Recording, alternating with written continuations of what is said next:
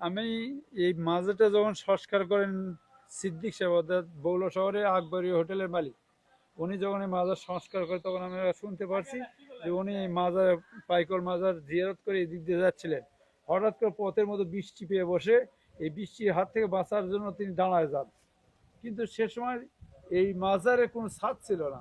জি। আমরা গল্প শুনেছি যে চতুর সাইড দিয়ে বৃষ্টি হয়েছে কিন্তু ওনার গায়ে বৃষ্টি পড়েনি। যে ইনি যেখানে শুয়ে আছেন আসলে ইনি একজন আল্লাহর ওলি, এনারা আল্লাহর ওলি। এখানে কেউ আমরা বেয়াদবি করলে এখানে সঙ্গে সঙ্গে তারা শাস্তি পেত আর কি। আমরা দেখছি এই যে জমিগুলো দেখতেছেন, এই জমিগুলো আগের জামানায় এই জমিতে যারা প্রস্রাব পায়খানা করতো সঙ্গে সঙ্গে তাদের মানে প্রস্রাবের দিক দিয়ে রক্ত আসতো, তাই না? সে বউ হয়ে যেত। বন্ধুরা, এই সেই মাজার আর এই যে খাদেম, আর এই যে আমার পাশে দেখতে পাচ্ছেন এটা হচ্ছে 5 পীর মাজার। এখানে বা এরকম রাস্তা দিয়ে মানুষ যখন চলাফেরা করতো তখন যদি গাড়ি হয়তো অনেক সময় সময় নিয়ে একটু বেয়াদবি করছে, সঙ্গে সঙ্গে গাড়ি মানে উল্টে যেত আর কি। এই জায়গায় গাড়ি উল্টে যেত। গাড়ি উল্টে যেত আর কি। আরে বাপ রে বাপ। হ্যাঁ, এর পাশে অনেক গাড়ি উল্টে গেছে বা অনেক বাইক গাড়ি এরকম অনেক গাড়ি উল্টে গেছে বা অনেক মানুষ অনেক সমস্যা আছে। যে চতুর সাইড দিয়ে বৃষ্টি হয়েছে কিন্তু ওনার গায়ে বৃষ্টি পড়েনি।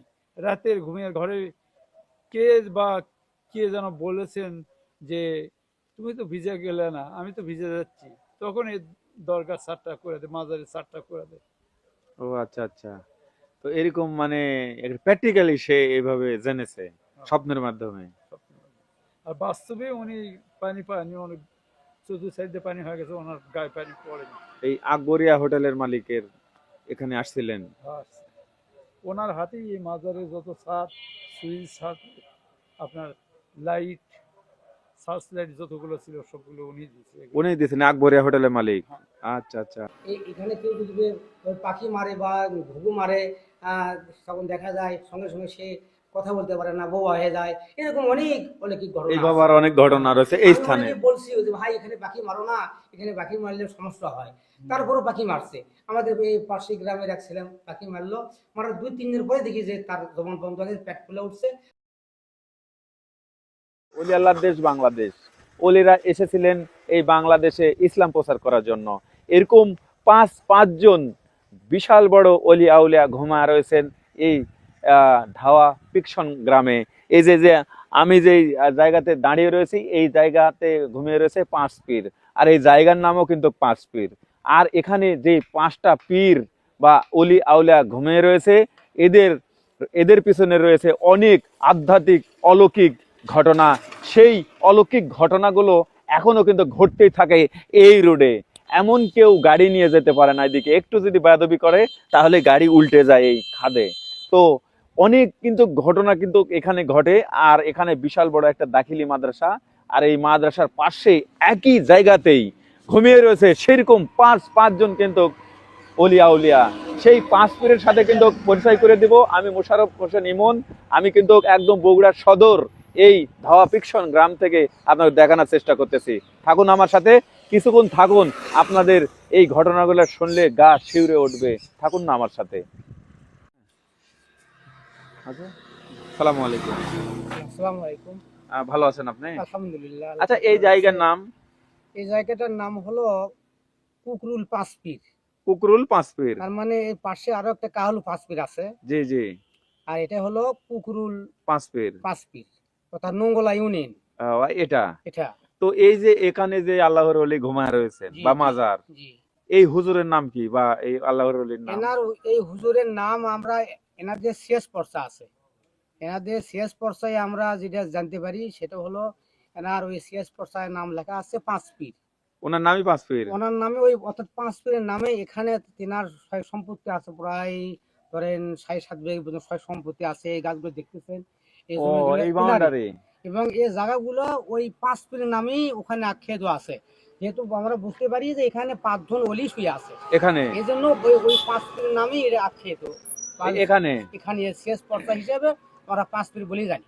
তাই এখানে মাজারটাও আছে 5 পীর, 5টা মাজার আছে। 5টা। ওখানে যাচ্ছেন নাকি আপনি? হ্যাঁ ওখানে আমরা একটু যাইতাম আপনার সাথে। চলেন। আচ্ছা আসেন। আচ্ছা, দর্শক বন্ধুরা, আমরা কিন্তু এখানকার, আপনি কি খাদেম? জি, আমি 1991 সালে এই মাজার এখানে আসি। এখানে 1991 সালে এখানে মাদ্রাসা এরা রোড ঘাট কিছু ছিল না। একটা মাটির ঘর ছিল, সেখানে আসে আমি প্রথম একটা হাফিজি মাদ্রাসা খুলি। জি জি। আর এটা পুরোটা কি এটা? হাফিজি মাদ্রাসা খোলার পরে আমার তারপরে দাখিলি মাদ্রাসাটা হচ্ছে আর ও আচ্ছা আচ্ছা, এখন চালু আছে? আর দাখিলি মাদ্রাসা চালু আছে। চালু আছে। জি, হাফিজি মাদ্রাসা আপাতত বন্ধ আছে। ও আচ্ছা আচ্ছা, মানে ওই যে আপনার ছাত্র এখানে নাই, না থাকার জন্য আপাতত বন্ধ আছে। আপাতত বন্ধ। খাওয়া দাওয়ার সমস্যা, বোর্ডিং এর সমস্যা হচ্ছিল, ইতিমদের খাওয়ার সমস্যা হচ্ছিল। আচ্ছা ঠিক আছে, চলেন তো আমরা একটু যাই। তো যাই হোক, যেহেতু ইনি খাদেম, বড় ভাইয়ের সাথ করে আমরা যাচ্ছি যে আমরা দেখার জন্য। এটা হচ্ছে ধাওয়া পিকশন, পাঁচ পীর এই যে মাজার। আর এটা কিন্তু একটা দাখিলি মাদ্রাসা। জি জি বলছি, মানে এই যে রাস্তার দুই পাশে দুই মোজা। আচ্ছা আচ্ছা। তো আমরা কিন্তু যাচ্ছি সেই হুজুরের সঙ্গে করে নিয়ে এই পাঁচ পীর মাজারে। আসলে যেহেতু আমরা এখানে নতুন, এই সম্বন্ধে আমরা জানি না। এখানে অনেক চুলা দেখতে পাচ্ছি। আচ্ছা বলেন তো, এই যে চুলাগুলা যে চুলাগুলোতে হ্যাঁ আপনার ফাল্গুন মাসের 14ই ফেব্রুয়ারি হ্যাঁ হ্যাঁ এখানে ওরস হয়। এনার ওসিলায় এখানে ওরস হয়। এখানে ওরস হয় তো, অনেক চুলা তো দেখতেছি। অনেক চুলায় মনে করেন যে প্রতিটা গ্রামের লোকরা এখানে আসে। আসার পরে এখানে প্রায় 20 মণ চাউলের জাল করা হয়, 30 মণ আলুর তরকারি করা হয়। হ্যাঁ। এরকম করে ওই আপনার 14ই ফেব্রুয়ারি এখানে ওরস হয়। এখানে দিনের বেলা আমাদের খাওয়ানো হয়। ও আচ্ছা আচ্ছা, ঠিক আছে, ধন্যবাদ। এই যে জানলাম ওরস সম্বন্ধেও। বিশাল বড় একটা মাজার। আসলে বিভিন্ন জায়গাতে গ্রামগঞ্জের মধ্যে এরকম পরিত্যক্ত অনেক মাজার রয়েছে যেগুলো আমরা জানি না। মহাস্থান সুলতান সাহেব আছে, ও আচ্ছা আচ্ছা। ওনাদের সঙ্গে এনাদের বাড়ি ওই পশ্চিম এলাকায়, ওই রাকি রানে ওই দিক থেকে এনারা ইসলাম প্রচার জন্য, ইসলাম প্রচার করার জন্য এখানে আসে, এনারা শুয়ে আছে। আচ্ছা আচ্ছা আচ্ছা। এই যে বলতে বলতে দেখেন আমরা হুজুরকে পেয়েছি। এটাই একটা বড় ব্যাপার হলো যে হুজুরকে আমরা পেলাম এবং তাকে সঙ্গে করে নিয়েই আমরা যাচ্ছি সেই পাঁচ পীর মাজার। আসসালামু আলাইকুম ওয়া রাহমাতুল্লাহি ওয়া বারাকাতুহু। এই যে দেখুন এই দেখেন এখানে 5 জন শুয়ে আছে একসঙ্গে। 5 জন, বিশাল বড় তো মাজার। জি জি জি। এই যে দেখুন দর্শক বন্ধুরা, এই যে আচ্ছা দর্শক বন্ধুরা, এই সেই মাজার। আর এই যে খাদেম, আর এই যে আমার পাশে দেখতে পাচ্ছেন, এটা হচ্ছে পাঁচ পীর মাজার। এখানে বিশাল বড় একটা রোজা। এই যে এখানে এই জায়গায় হচ্ছে পাঁচ পীর। আমি খাদেমের সাথে কথা বলবো, জানার চেষ্টা করব যে এখানকার আসলে কিভাবে এখানে ওরস শরীফ হয় কবে, কিভাবে, বা এখানে এই মাজারের কিন্তু অনেক অলৌকিক ঘটনা রয়েছে, সেগুলো সম্বন্ধেও কিন্তু জানার চেষ্টা করব। আপনারা কিছুক্ষণ থাকলেই আমরা জানতে পারবো যে এই সাপ, এই যে ধাওয়া পিকশন এক পাশে, আর এক পাশে এই যে পাঁচ পীর মাজার। এখানে যে 5টা ওলিয়া উলিয়া এখানে ঘুমায় রয়েছে, তারা কোথায় থেকে আসছিলেন, কি আসছিলেন, এই বিস্তারিত আসলে আমি তুলে ধরবো। থাকুন আমার সাথে। এই যে দেখুন বিশাল বড় মাজার, এখানে একসঙ্গে পাঁচ পীরের মাজার। এই যে দেখুন ওপরে অনেক সুন্দর চাকচিক্য করে গম্বুজ করা রয়েছে, আর এই গম্বুজের নিচেই এই যে দেখুন, দেখতে পাচ্ছেন কত বড় এই মাজারটি। এই যে দেখেন একদিকে হয়তো বা 20 ফিট, আর একদিকে প্রায় 12-15 ফিট, এরকম পুরোটাই একটি রোজার। এই একটি রোজার ভিতরেই 5টা পীর ঘুমিয়ে রয়েছে, এই জন্য এটা হচ্ছে পাঁচ পীর। এই যে দেখুন পুরোটা গ্লাস করা রয়েছে। এই যে দেখুন, এই যে দেখতে পাচ্ছেন এটা পুরোটাই কিন্তু গ্লাস করা রয়েছে। এই যে দেখেন পুরোটাই গ্লাস। আমি যদি একটু আপনাদেরকে দেখাই, এই যে দেখুন, এই যে দেখেন পুরোটাই গ্লাস। হ্যাঁ, আর এই পাশ থেকে যদি আমি দেখাই, এই যে দেখুন, রবি এখান থেকে ছবি নিতে পারবেন। এই যে দেখুন কি বড় একটি রোজা। এখানে পাঁচ পীর এখানে যে শুয়ে রয়েছে, আমি কিন্তু দেখানোর চেষ্টা করতেছি। তারপরে আমি খাদেমের সাথে আবারও কথা বলবো। এই যে দেখেন অনেক বড় একটা জায়গা জুড়ে নিয়ে। তাহলে ওরস শরীফ কবে বললেন আপনি? এটা 14ই ফেব্রুয়ারি। 14ই ফেব্রুয়ারি জি, জি। প্রতি বছর প্রতি বছর ওই সময় ওই সময় কিরকম একই মানুষের আনাগোনা হয় এখানে? প্রায় ধরেন 20 মণ চাউল জাল করা, তাহলে বুঝতেই পারছেন যে এলাকার সমস্ত সুলপল এখানে আসে, লোকজন আসে। তার 3 দিন আগে থেকে ভক্তরা আসে, তেনারা আসে এই মাজারে, তারা অনেক ওই জিকির আজকার হয়, দোয়া মাহফিল হয়। হ্যাঁ, এবং পাক শাক করে ওই 14 ফেব্রুয়ারি আপনার 15 তারিখে আমাদের মানে খাওয়ার ব্যবস্থা করা হয় আর তাই? কি। জি, আচ্ছা আচ্ছা। তাহলে আপনার নাম? আমার নাম হাফিজ মোহাম্মদ আলহাজ নুর আলম। নূর আলম জি ভাই। জি। তো আপনি এখানে দায়িত্ব পালন করেন? হ্যাঁ, এখানে আমি সার্বিক দায়িত্বে আছি। আপাতত আছেন? ওই মসজিদের আচ্ছা, ইমামতি করি। আপনার তাহলে এই বেতন ভাতা কিভাবে হয়, কি অবস্থা? আমার বেতন ভাতা নাই, ওই মসজিদের আমি ইমামতির কাজ চালাই, আর পাশাপাশি এই মাদ্রাসা দেখশন করি, এবং তার পাশে একটা দাখিলি মাদ্রাসা আছে, ওখানেও আমি চাকরি করি। ও আচ্ছা আচ্ছা। এবং এই হাফিজি মাদ্রাসা এখানেও আমি চাকরি করছি 20 বছর। এখন কি এমপিও ভুক্ত হয়েছে মাদ্রাসা? মাদ্রাসাটা এখনো ভুক্ত হয় নাই, এই জন্য খুব একটু সমস্যা। মানে দীর্ঘদিন ধরে মাদ্রাসার প্রতি দীর্ঘদিন অনীহা। ধরে প্রায় 2001 সালে এই মাদ্রাসা স্থাপিত আছে। এই 1 সাল থেকে আজ পর্যন্ত এই মাদ্রাসা এমপিও হয়নি, অথচ ছাত্র আছে শতভাগ, পরীক্ষার রেজাল্ট ভালো, সব ভালো, কিন্তু এখন ওই মাদ্রাসাটা MP এখন প্রসেসিং করেন, এখন হবে, এখন প্রসেসিং করে দিলে। মোটামুটি প্রসিডিং চলতেছে আর কি। জি জি জি। সরকার নীতিমালা মনে হয় ঘোষণা করবে, হ্যাঁ হ্যাঁ। এখন এমপিও হবে আর কি। আচ্ছা, ধন্যবাদ আপনাকে। সালাতো সালাম গোয়া মার দরুদ সালাম গোয়া মার প্রিয় নবীর রওজায় তোমরা যদি চাও গো মদিনায়, মদিনার পায়ার মায়াতি তোকে দেব সয়ুর মা বলে ফুলে যাবে তোকের পর্দা, খুলে যাবে তোকের পর্দা, দেখব নবী মুস্তাফায় তোমরা যদি যাও গো মদিনায়। সালাতো সালাম গো আমার দরুদ সালাম গো আমার প্রিয় নবীর রওজায় তোমরা যদি যাও গো মদিনায়। মদিনা শরীফের মায়া দেয় নূরের একটা ছায়া। এই যে অলৌকিক, প্রত্যেকটা দরবার শরীফে একটা করে কিন্তু গুণ রয়েছে, যে উনার এই হয় ওই হয়।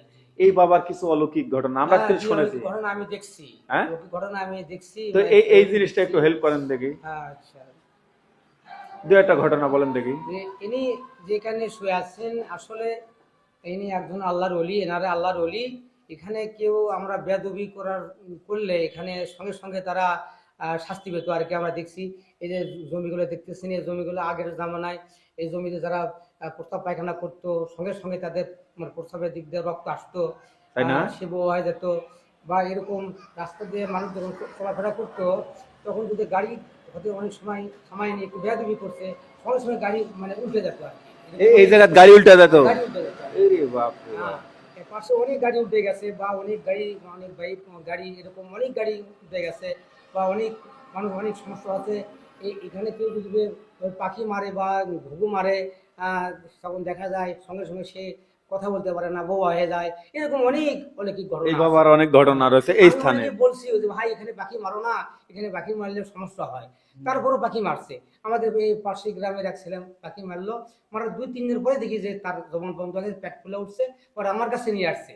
পরে আবার এখানে আসে, আল্লাহর ওলির কাছে দোয়া আছে, ক্ষমা তার বাবা মা আসলো, আসার পরে তার এখানে দোয়া করে তারপরে আস্তে আস্তে এমনিতেই ভালো হয়ে গেছে।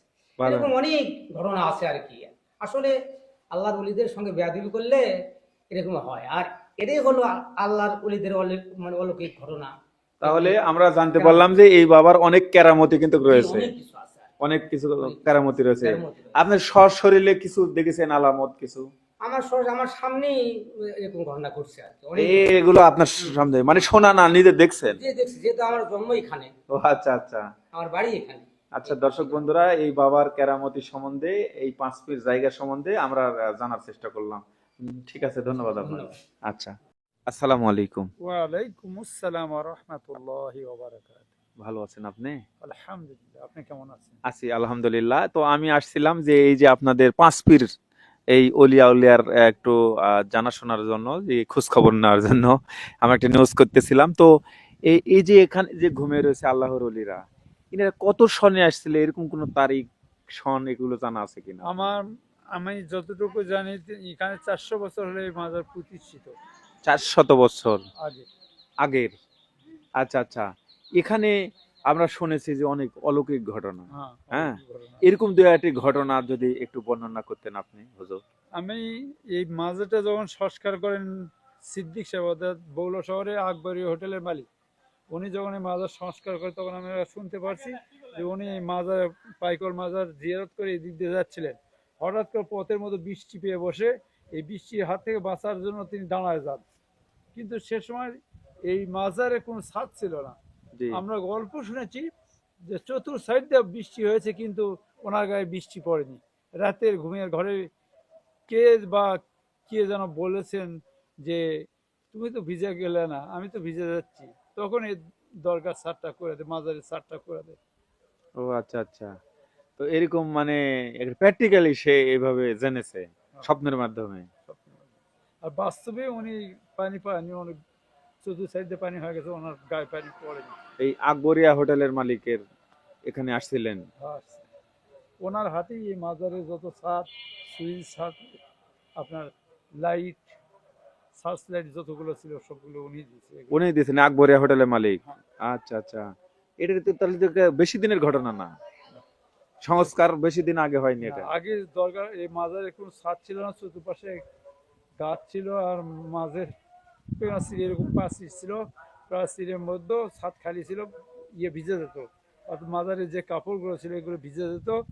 এরপরে উনি যখন সংস্কার করলেন তখন চাদর এবং এগুলো আস্তে আস্তে ক্রমান্বয়ে মানুষের চোখে পড়ে যায়।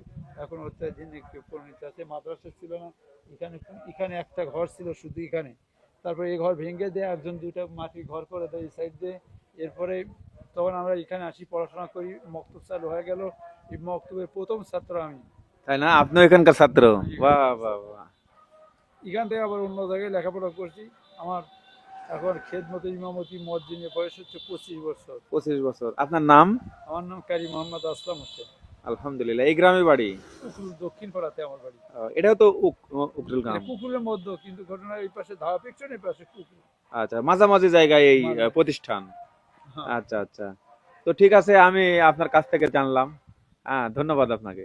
সালাম আলাইকুম। ওয়ালাইকুম আসসালাম।